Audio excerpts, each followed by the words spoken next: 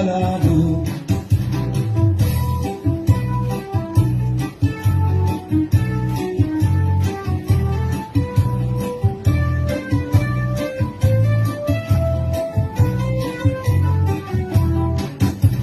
Sa edad niya di kagad masugad, magkaya pa niya ang haliag-liag. Kung tumalibong man agi daw kakulong, isang nataas ang kanya taong. Damot ang estilo sa kanya pagsayaw, salot magtaranaw damo ang nanghimang raw. Pagsatubas salsa, makaswing pa, pagdarang nga sayaw maaram siya. Isang diin na surusarayaw, permi invitado, permi kumbidado. Maka-Islaman, syudad Ubuntu, si Mrs. Brava ang kinalado.